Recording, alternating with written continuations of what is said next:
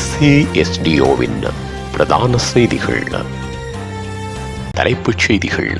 கனிமுல்ல சஞ்சீவ கொலைக்கு தலைமை தாங்கியவர் கைது.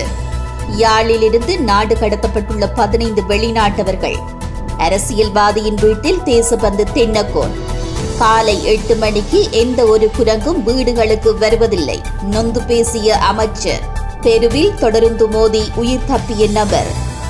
டிரம்பின் சொத்துக்கள் சூறையாடப்படும். காசா விற்பனைக்கு அல்ல விடுக்கப்பட்டுள்ள எச்சரிக்கை.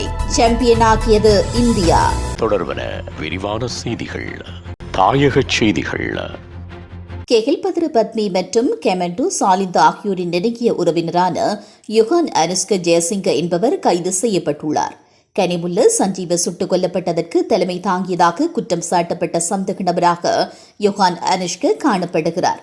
ராணுவ கெமண்டோ படையிலிருந்து தலைமறைவான ஜொஹான் கரந்தனிய பகுதியைச் சேர்ந்த 24 வயதுடையவர் என்று போலீசார் தெரிவித்துள்ளனர். குற்றத்தடுப்பு பிரிவு போலீசார் கடந்த 5ஆம் தேதி கட்டுநாயக்க பகுதியில் நடத்திய சோதனையின் போது இந்த கைது நடவடிக்கை மேற்கொள்ளப்பட்டுள்ளது. அவரது பிடியாணை மீது மேற்கொள்ளப்பட்ட விசாரணையின் போது பன்னல அலபலகடம பகுதியில் மறைத்து வைக்கப்பட்டிருந்த வெளிநாட்டில் தயாரிக்கப்பட்ட துப்பாக்கியொன்றை கண்டுபிடித்துள்ளனர். இது தொடர்பான மேலதிக விசாரணைகளை குற்றப்பிரிவு போலீசார் மேற்கொண்டு வருகின்றனர். இலங்கையின் குடிவரவு மற்றும் குடியகல்வு விதிமுறைகளை மீறி சுற்றுலா விசாக்களின் கீழ் நாட்டிற்கு வருகை தந்துள்ள 15 இந்தியர்கள் நாடு கடத்தப்பட்டுள்ளனர். குறித்த அனைவரும் கட்டுநாயக்க விமான நிலையத்தால் இலவசமாக வழங்கப்பட்ட சுற்றுலா விசாக்களின் கீழ் நாட்டிற்கு வருகை தந்துள்ளனர். இதன் மூலம் யாழின் மதப்பிரசார பணியிலும் தளவாடங்களிலும் சிற்ப வேலைப்பாடு செய்யும் பணியிலும் ஈடுபட்டு வந்துள்ளனர் என்று தெரிவிக்கப்பட்டுள்ளது. இவர்களில் இருவர் யாழ்ப்பாண பிரதேசத்தில் 5 மற்றும் 7ஆம் திகதிகளில் நோய் குணமாக்கும் மத சேவையை நடத்த தயாராகி வந்திருந்த நிலையில் இதற்கு எதிராக இந்து தேசியவாத அமைப்புகள் போராட்டம் ஒன்றை முன்னெடுக்க தீர்மானித்திருந்தன. இந்த நிலையில் கைது செய்யப்பட்ட 2 மத குருமார்களையும் நேற்று அதிகாலை இந்தியாவின் சென்னைக்கு நாடு கடத்த நடவடிக்கை எடுக்கப்பட்டது. பிடியாணை உத்தரவு பிறப்பிக்கப்பட்டுள்ள போலீஸ் அதிபர் தேசபந்து தென்னக்கோன் ஒரு பெரிய அரசியல்வாதியின் வீட்டில் மறைந்திருப்பதாக தெரிவிக்கப்பட்டுள்ளது. இந்த விடயத்தை முன்னாள் நாடாளுமன்ற உறுப்பினர் ரஞ்சன் ராமநாயக்கு பகிரங்கப்படுத்தியுள்ளார். அவர் மேலும் கூறுகையில், இலங்கை வரலாற்றில் போலீஸ் தரப்புக்கு பயந்து ஒரு போலீஸ் அதிபர் மறைந்திருப்பது இதுவே முதல் முறை என்றும் அவர் கூறினார். மேலும் ஷானி அபிசேகர ஒரு திறமையான நபர் என்றும் மறைந்திருக்கும் தேசபந்து தென்னக்கோனை அவர் கைது செய்வார் என்றும் ரஞ்சன் ராமநாயக்க தெரிவித்துள்ளார். தான் செய்ய நினைத்த அனைத்து வேலைகளையும் அவமதித்து எதிர்த்தவர்கள், தடுத்து நிறுத்தியவர்கள் என்று அவமானங்களை அனுபவிக்க நேரிட்டது என்று விதியின் நகைச்சுவை என்று முன்னாள் விவசாய அமைச்சர் மஹிந்த அமரவீர கவலையோடு தெரிவித்துள்ளார். வீடுகளுக்கு வரும் குரங்குகள் மற்றும் அணில்கள் தொடர்பாக அனுர அரசு கணக்கெடுப்பை நடத்த உள்ளதாக அறிவித்திருக்கும் நிலையிலேயே அவர் மேற்கண்டவாறு தெரிவித்துள்ளார். காலை 8 மணிக்கு எந்த ஒரு குரங்கும் வீடுகளுக்கு வருவதில்லை என்றும், இரவு 12 மணிக்கு இந்த தொகை கணக்கெடுப்பு நடத்தினால் நன்றாக இருக்கும் என்றும், இந்த கணக்கெடுப்பில் அறிவியல் இல்லை என்றும் அவர் சுட்டிக்காட்டினார்.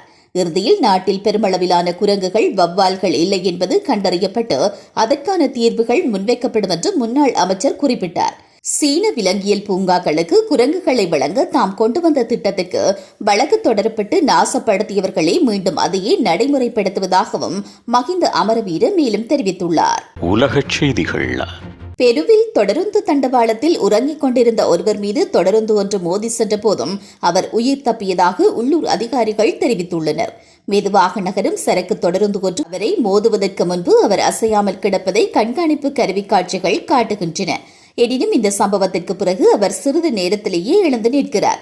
இதன்போது அவர் மதுபோதையில் இருந்ததாகவும் தண்டவாளத்தில் உறங்கிய நிலையில் தொடர்ந்து வருவதை உணரவில்லை என்றும் உள்ளூர் அதிகாரி ஒருவர் தெரிவித்துள்ளார்.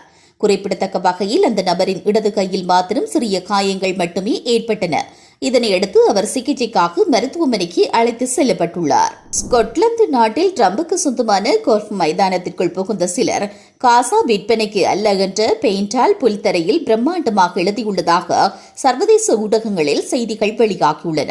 அது மட்டுமன்றி மைதானம் முழுவதும் தோண்டப்பட்டும் வீடு மற்றும் சுவர்களில் கிறுக்கியும் சேதப்படுத்திய இந்த பாலஸ்தீனிய குழுவினர் காசாவை கைப்பற்ற நினைத்தால் ட்ரம்பின் சொத்துக்கள் சூறையாடப்படும் என்றும் எச்சரிக்கை விடுத்துள்ளனர். இந்த சம்பவத்தில் ஈடுபட்ட மர்ம நபர்கள் குறித்து காவல்துறையினர் விசாரணை நடத்தி வருவதாக சர்வதேச ஊடகங்கள் தெரிவித்துள்ளன.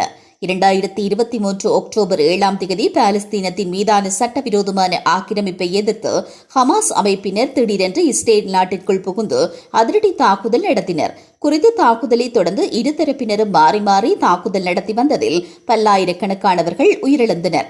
இந்த நிலையில் அமெரிக்க ஜனாதிபதியாக டொனால்டு டிரம்ப் பதவியேற்றதும் போர் நிறுத்த பேச்சுவார்த்தையை தொடர்ந்து லட்சக்கணக்கான மக்கள் மீண்டும் காசாவுக்கு திரும்பியுள்ளதுடன் பணைய கைதிகளும் பரிமாற்றப்பட்டமை குறிப்பிடத்தக்கது.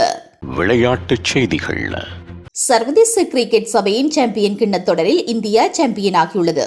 ஐக்கிய அரபு அமீரகத்தின் துபாயில் இடம்பெற்ற நியூசிலாந்துடனான இறுதிப் போட்டியில் வென்றமையைத் தொடர்ந்து 3வது தடவையாக சாம்பியன்ஸ் கிண்ணத் தொடரில் இந்தியா சாம்பியனாகியுள்ளமை குறிப்பிடத்தக்கது. மீண்டும் தலைப்புச் செய்திகள். கனிமுல்ல சஞ்சீவ கொலைக்கு தலைமை தாங்கியவர் கைது. யாழிலிருந்து நாடு கடத்தப்பட்டுள்ள 15 வெளிநாட்டவர்கள். அரசியல்வாதியின் வீட்டில் தேசபந்து தென்னக்கோன். காலை 8 மணிக்கு எந்த ஒரு குரங்கும் வீடுகளுக்கு வருவதில்லை. நொந்து பேசிய அமைச்சர். தெருவில் தொடர்ந்து மோதி உயிர் தப்பிய நபர். டிரம்பின் சொத்துக்கள் சூறையாடப்படும். காசா விற்பனைக்கு அல்ல விடுக்கப்பட்டுள்ள எச்சரிக்கை. சாம்பியனாகியது இந்தியா.